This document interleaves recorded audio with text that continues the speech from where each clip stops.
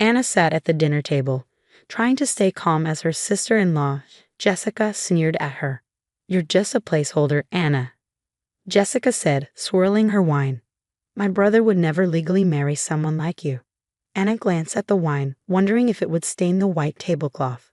The room fell silent, except for a few awkward coughs.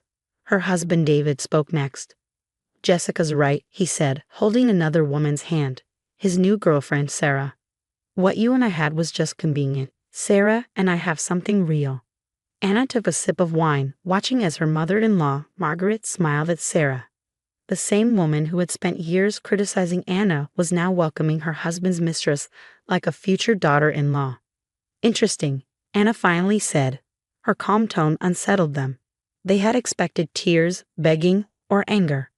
But not this. "That's all you have to say," Jessica pushed.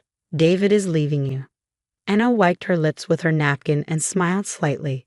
"Would you like me to act surprised? Devastated? That would make you happy, wouldn't it?" David frowned. "This attitude is exactly why things didn't work out between us. Sarah understands family loyalty." Anna almost laughed. Loyalty? The same loyalty David had when he cheated? The same loyalty Jessica had when she covered for him? Margaret jumped in. "Speaking of loyalty," she said, pretending to sound kind, "I hope you understand that the house stays with David. Since you two were never officially married, you don't have any claim to it." They all looked so confident, so sure they had won. David had told his family he never legally registered their marriage, thinking it protected him. Anna reached into her purse and pulled out her phone. "It's amazing what you can do online these days," she said, scrolling through her messages. Banking, shopping, registering a marriage. The room went silent. David's fork dropped. "What are you talking about?" he asked, his smugness gone. "Oh, nothing," Hannah said, standing up. "Just that while you were busy with Sarah, I was making sure our marriage was legally registered. All I needed was the signed certificate from our wedding. And, well, you signed the paperwork 6 months ago without reading it." Jessica's face turned pale. "You're lying." David was always too busy to read what he signed, Anna replied. "Every morning, I gave him documents for work, and he just signed them all without looking." David jumped up, knocking over his chair. "You tricked me. That's illegal." "Actually, it's not," Anna said, grabbing her purse. "Oh, and about the house. You might want to check whose name is on the deed. You weren't the only one making plans." As she walked out, chaos erupted.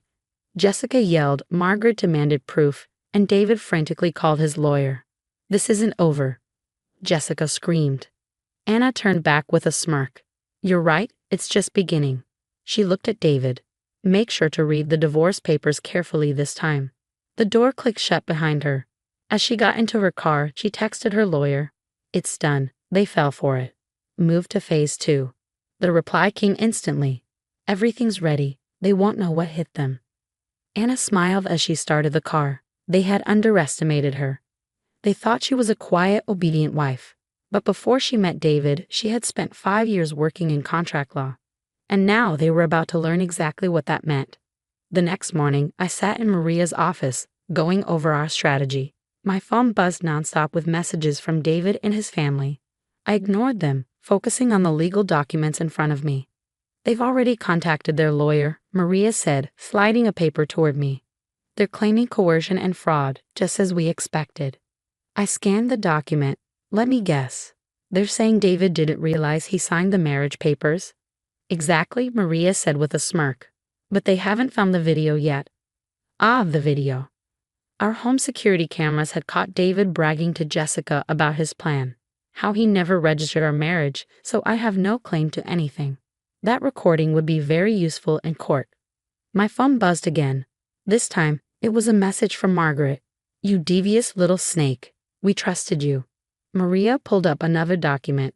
"They've also filed for an emergency hearing to contest the house ownership. Seems they finally checked the records." I remember the day I transferred the house into my name. David had been too distracted by Sarah to notice the paperwork I slipped into his daily stack. Thanks to the power of attorney he had once signed without reading, I had full control. A knock at the door interrupted us. Maria's assistant entered with an envelope. "This just arrived from the courthouse.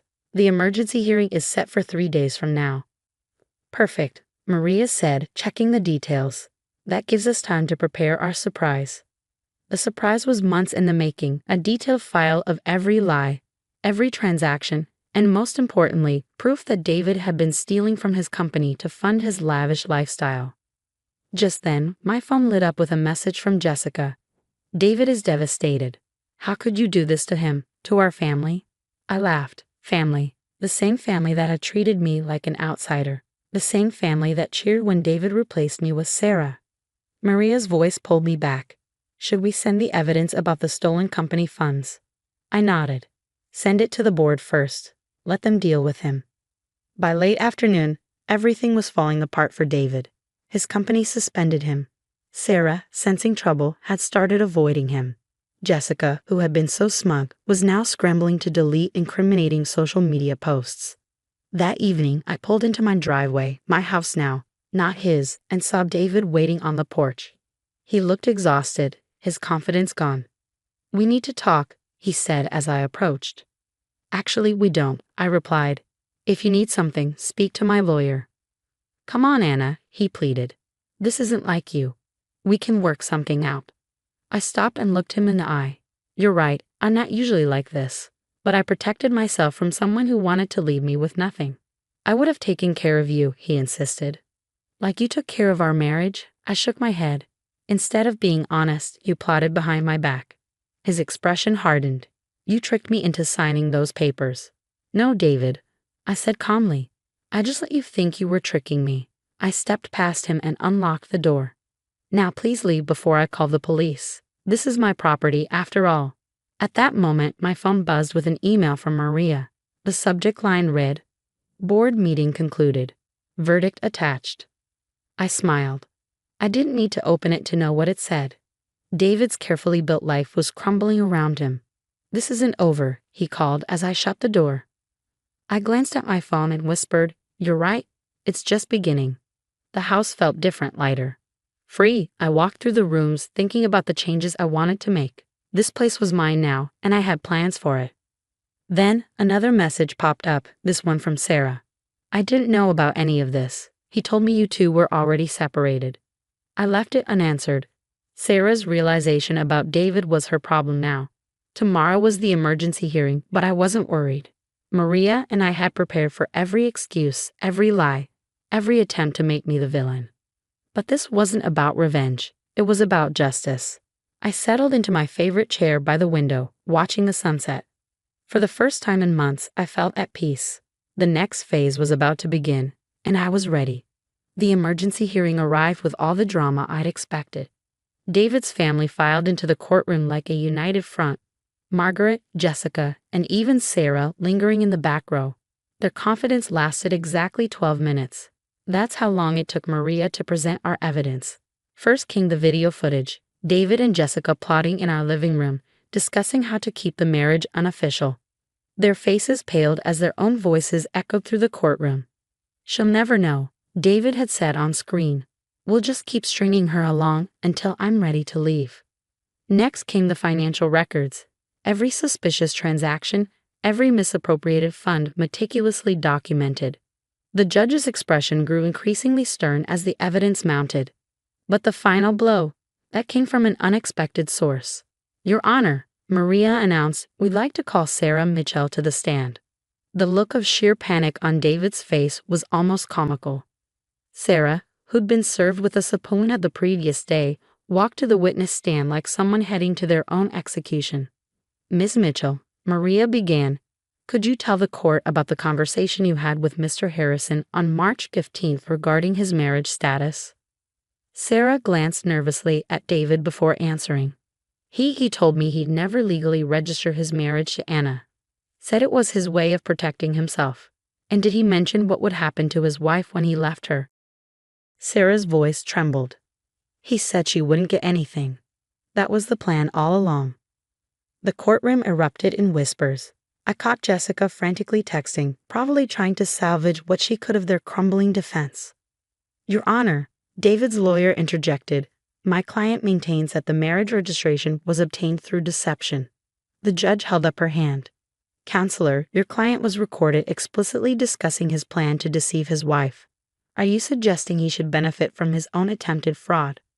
By the time the judge delivered her ruling, David's perfect facade had completely shattered. The marriage was declared valid, the property transfer upheld, and his attempts to contest them were dismissed with prejudice.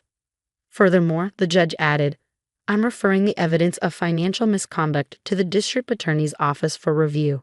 Outside the courtroom, Margaret attempted one final confrontation. You've destroyed this family, she hissed, stepping into my path. No, Margaret, I replied calmly. Your family did that all on their own. I just made sure everyone could see the truth. Walking away from the courthouse, I felt lighter than I had in years. Not because I'd won, though that was satisfying, but because I'd finally stood up to the people who tried to diminish me. 3 months later, I sat on my patio, sipping coffee and reading the morning news. David had pleaded guilty to financial misconduct, accepting a plea deal that included restitution. Sarah had moved to another state, presumably wiser about trusting married men with convenient stories.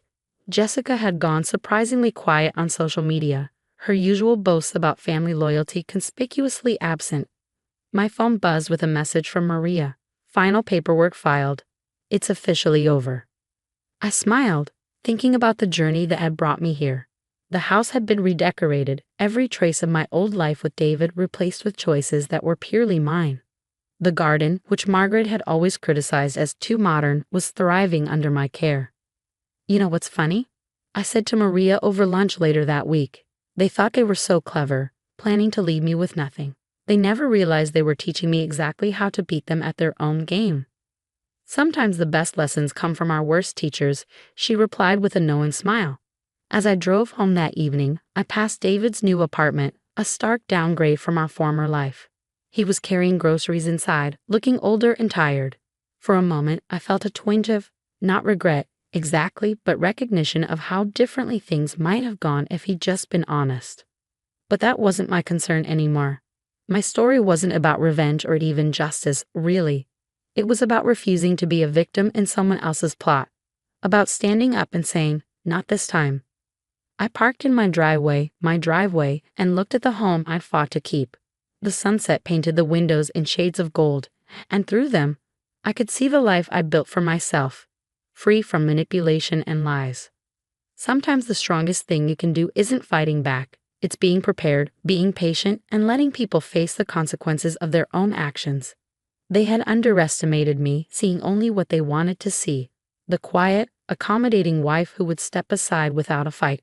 Instead, they got me, the real me, and that had made all the difference. The end.